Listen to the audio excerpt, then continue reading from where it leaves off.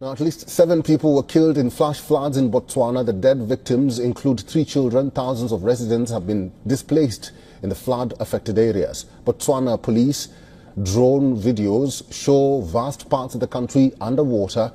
The authorities have temporarily shut schools and blocked roads after over a week of heavy downpour. In a national televised address, the country's president, Duma Boko, said 1,700 people were evacuated from the affected areas. A local dam overflowed into the capital, Gaborone. Disaster management officials suggested that inadequate drainage in urban areas may have contributed to the water building up in some of the worst hit low-lying areas. The heavy rain is expected to move to the north of Botswana over the next few days. Heavy rain is also forecast across other southern swathes of Africa in the coming days. A major air and sea search is underway tonight for a fisherman believed to have been taken by a shark. The man was taking part in a fishing competition off the coast of Newcastle and was reportedly attacked after falling off his boat. Around 1:30 this afternoon, and Marine Rescue received a distress call from a fishing vessel. The report that a man had fallen into the water around 1 p.m. and was suspected to have been taken by a great white shark. We are using all of our resources to hope for a positive outcome. The crew had been taking part in a statewide interclub fishing competition more than 50 kilometres off the coast of Port Stephens near Newcastle. 50 fishing vessels immediately joined the search, along with crews from the Water Police, Lifesaver Helicopter and Marine Rescue New South Wales. We're just on standby, we're just staging, so while we're just doing the search, we just have all resources available. Just a week ago, a group of anglers came face to face with another great white in another competition in the same location, the shark getting away with half of their catch. We had his whole head on the back corner and the back corner was going down. That was a bit like, oh, let's get a bit serious now. Fishing competitions are popular off this part of the New South Wales coastline. This was a 3-day event, a club versus club state championship. Eddie Meyer, 9 News. Let's go live now to Ruth Wynne-Williams at Port Stephens. Ruth, what's the latest information you have on the search? Pete, a toll and a rescue chopper are right now still working some 30 nautical miles out to sea here, with them 2 police vessels and 2 marine rescue boats. They are essentially, Pete, conducting one great big line search in that area offshore here, and part of that is drift testing, seeing where the current is going. If it gets any further out, further than that 30 nautical miles, Marine Rescue will have to pull out. It is right at the edge of their capacity. Of course, they won't be able to continue into the night. They are right now preparing vessels to go out tomorrow morning, Pete, to restart this search at first light. OK, Ruth, thank you. A man is tonight under police guard after falling from a roof during a dramatic standoff with police. The 55-year-old is accused of stabbing another man to death inside the Tamworth home before the rooftop rampage. A tense standoff on a Tamworth roof turns physical. Tiles thrown at officers, a taser deployed. Meanwhile, inside the home, 47-year-old Richard Garland bleeding to death after he was stabbed in the head. Tactical police swarmed Garland's Gunnaganu Road property around 4:30 yesterday afternoon, armed and ready. After locking himself inside a bedroom, Peter Nielsen emerged through the roof, wielding a knife. Cops fired beanbag rounds. Feathers exploding from his puffer jacket, but the 55-year-old doesn't seem fazed. Moving on to the roof, negotiators try to reason with Nielsen. Peter, can you put the knife down? Officers try to move in, Peter, come down. but he fends them off. When they get too close, he flees.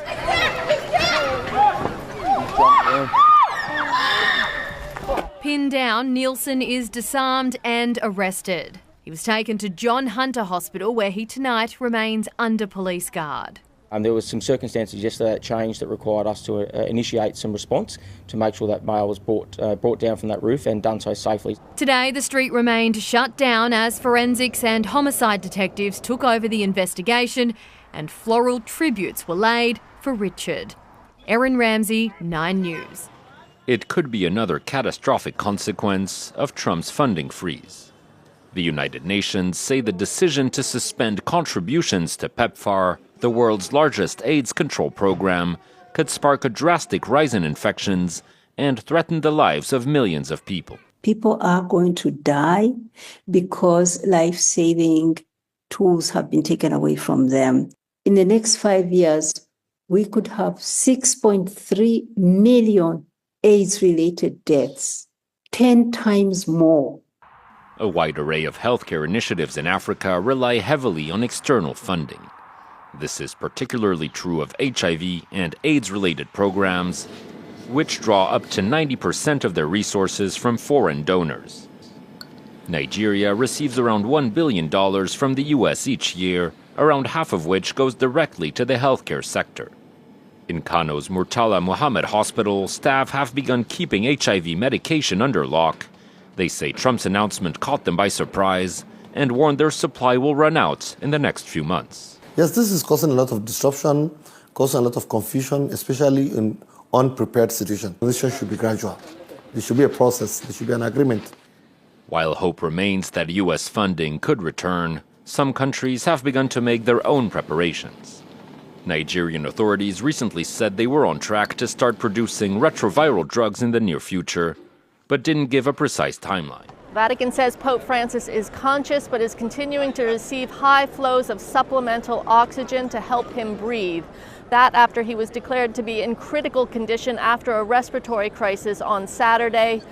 His condition, though, has raised the question of what happens if a pope becomes unconscious or otherwise incapacitated. The answer is nothing. There is no provision in canon law for an incapacitated pope. Francis continues being pope. That said, he has said that he wrote a letter shortly after his election in which he outlined the conditions under which he would resign if he became medically incapacitated. The text of that letter is not known, it is not public, we don't know what those conditions are, but Francis himself has said on many occasions that that door is open. Resignation is a possibility. Nantes, a city that prospered from maritime trade, but for more than a century, it was also France's largest slave trading port. Today, the city is acknowledging this with one of Europe's most significant memorials to the transatlantic slave trade. When you come to this place, you face 2 southern boards on the ground floor, which are coming to relate you a part of history through the vessels' names, and of course the counters, which are all represented here, and you've got there more than 1,700 boats' names represented, so that faces you with the big investment of the port of Nantes and the traders and ship owners into the slave trade in the 18th century. Inside, exhibits include plantation registers, shipping logs, and paintings that document the forced movement of people across continents.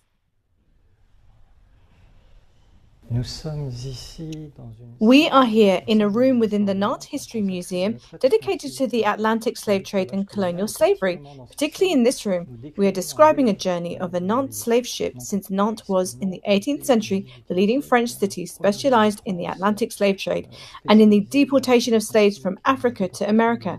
It was the 4th largest slave trading city in Europe, and more than 500,000 enslaved people were deported by Nantes ships during the 18th century.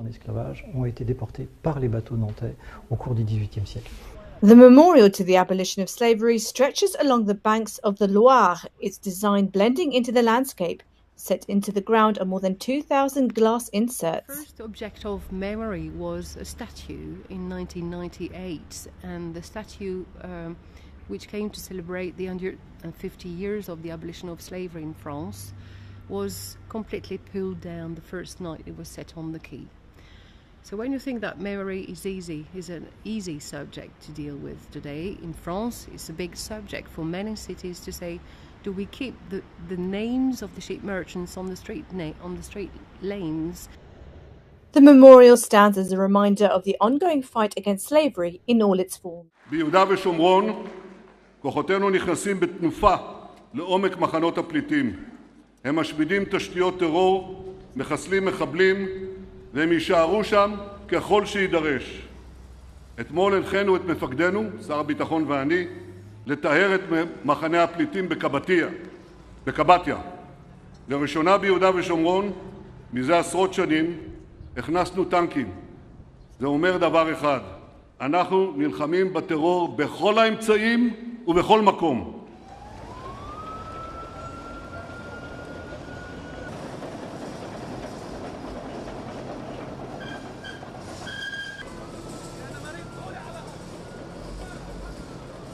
"45 days into the ceasefire deal, the fragile ceasefire between Israel and Hamas has been brought to yet another halt. Both Israel and Hamas are accusing each other of not adhering to their end of the bargain. Hamas released 6 Israeli hostages on Saturday, but Israel refused to release the over 600 Palestinian prisoners that it had promised in return. Prime Minister Benjamin Netanyahu's office cited the humiliating treatment of the hostages before they were released for the delay in releasing the Palestinian prisoners.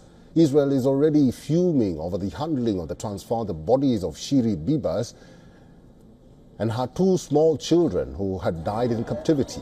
The Prime Minister said that Israel is prepared to resume fighting in the Gaza Strip at any moment. He also vowed to complete the war's objectives, whether through negotiations or by other means.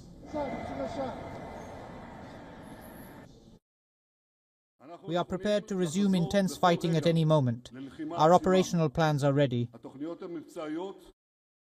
Under the terms of the 3-phase ceasefire agreement that came into effect on January 19th, the 6 Israeli hostages are the final living hostages returned by Hamas as part of the first phase. Another handover of the bodies of 4 hostages who died in captivity is due on March 1st.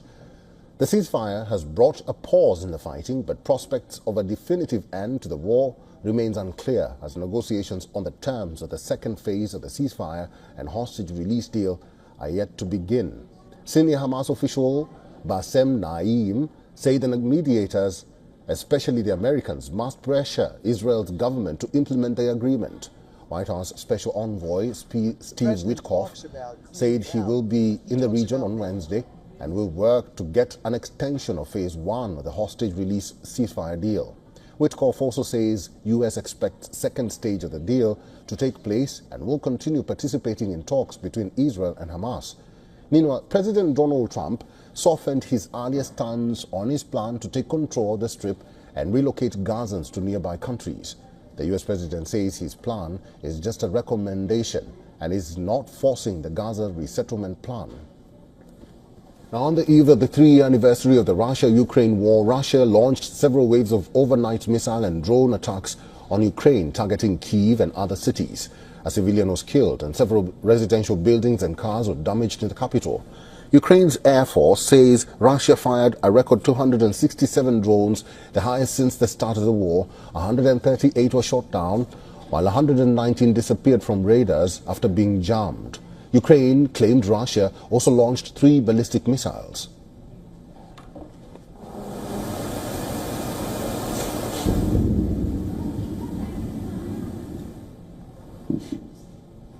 Russia claims to have captured Novoly-Ubovka in Luhansk and struck military airfields, drone storage facilities and training sites. Ukraine says it repelled 54 attacks in the last 24 hours, including 21 near Pokrovsk. All this even as Ukrainian President Volodymyr Zelensky is bargaining hard to have a seat for the peace talks. He has offered to step down from his position if Ukraine is given NATO membership. If it's about peace in Ukraine and you really want me to leave my position, I am ready to do that in exchange for peace. Secondly, I can exchange it for NATO membership if there is such an opportunity. I'll do it immediately without a long conversation about it.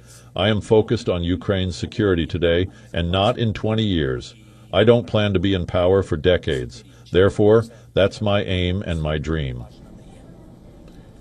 Zelensky has several expectations as his European allies are set to meet Trump next week, from having no peace talks without Kyiv ensuring Ukraine's direct role in negotiations. Zelensky seeks meeting with US President Donald Trump before any Trump-Putin summit. He is demanding NATO membership for Ukraine along with long-term security guarantees from the US and Europe. He has stressed US-Europe unity to secure lasting peace. Meanwhile, US President Donald Trump's envoy, Steve Witkoff, says Ukraine is expected to sign a mineral resources deal with the US this week as part of the war end efforts.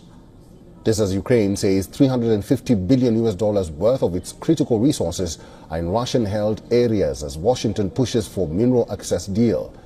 European Commission President Ursula von der Leyen says she held talks with the British and French leaders this weekend and all had pledged unflinching support for Ukraine. United Nations Chief Antonio Guterres has also urged a peace agreement respecting Ukraine's territorial integrity ahead of a crucial United Nations Security Council vote. The Russian Izvestia publication quoted the Deputy Minister of Foreign Affairs of the Russian Federation, Sergei Ryabkov, stating that the second stage of Russian-American negotiations will take place at the level of heads of departments. Now, according to reports, Trump-Putin talks will be held on February 25th in Saudi Arabia. The first round took place on February 18th.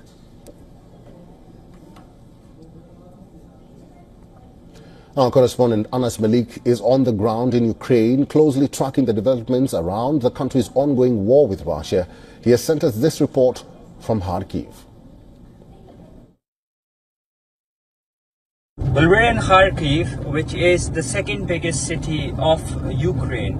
And Kharkiv is basically on the way towards Donbas region. And if my camera person can just pan and show you as well, these are the scenes in Kharkiv, how it looks like. Primarily because at one point the Russians were really close for getting into the city, but the attack was repelled. It's about 20 kilometers from here, where the nearest Russian border is. And the city, well, right now it's giving a hustling, bustling look, but there is increased militarized presence over here in the city of Kharkiv. Anas Malik in Kharkiv, in Ukraine, for Beyond World is One. Musk is ordering all federal workers to report their accomplishments by Tuesday or be fired. This afternoon, employees got emails asking them to report last week's accomplishments. It's part of his federal cost-cutting efforts under President Trump. Now, this follows mass layoffs of 20,000 workers in the past month. Labor unions are condemning the move and threatening legal action. CPAC 2025 wrapped up in National Harbor, Maryland on Saturday with President Trump giving the closing remarks. Notable speakers at CPAC this year included President Trump, Vice President J.D. Vance, White House Press Secretary Caroline Leavitt, as well as Trump's border czar, Tom Homan. The gathering was largely seen as a victory lap for conservatives and the president, but it was also a celebration of the very chaotic first few weeks in office. Joe was the worst, and believe me, I have to clean up the mess. I'm cleaning up the mess, and it is a mess on the border with inflation. Could go over every single thing he touched turned to okay? Everything. But Vice President Vance was the big winner of the annual CPAC straw poll, winning 61% support from attendees who were asked who they would support if the 2028 Republican presidential primary were held today. But compared to past CPAC gatherings, this year's gathering seemed a bit more quiet and more diminished. The predictability of this year's CPAC shows that President Trump is dominating the MAGA movement, whereas CPACs before attracted conservatives and Republicans of all stripes, drawing a larger crowd. This week, that appeared to end. Donald Trump called President Zelensky a dictator and demanded Ukraine's minerals. His administration talked direct with Russia without involving Europe or Ukraine, declined to confirm long-term security guarantees, and attacked Europe for censorship. This week really matters in a range of ways. In recent decades, fewer conflicts have delivered what's known as a peace dividend, worth an estimated $1.88 trillion. Not anymore. The EU says Europe needs a surge in defence. Sir Keir Starmer says we must increase our defence spending. Russia's invasion of Ukraine started this, but America turning away takes it further and will inevitably impact spending across government. This week creates huge costs. It may also trigger further militarization in Europe. The alliance NATO has members close to Russia. NATO's core principle is all for one and one for all. But will America honour this? After this week, some countries may not take the risk. Already, the front runner to be Germany's next leader wants to discuss whether nuclear sharing could also apply to us. In other words, France and the UK offering nuclear security to Germany. This week matters to the global principle of respecting sovereignty and territory. Here's Donald Trump on Ukraine. A half-baked negotiator could have settled this years ago without the loss of much land, very little land. Previously, President Trump has also said of Russia, they took a lot of land and they fought for that land. If the US accepts Russia taking Ukrainian land, what might Putin do next? And after comments on owning Gaza, after this week, what might America do next? This week also matters because it's not just about policy, it's a deep fracture. In a speech to Europe's military elite, US Vice President J.D. Vance took aim, condemning the retreat of Europe from some of its most fundamental values, values shared with the United States. A sense of common cause, decades long, now feels badly strained. And with reference to the Second World War, the journalist Anne Applebaum calls it the end of the post-war world. Vladimir Putin and China's Xi Jinping have long wanted to upturn the West, to create a new world order. It seems President Trump wants a new world order too, and it appears it's one that involves America and Europe taking quite different paths. This week will matter for years to come.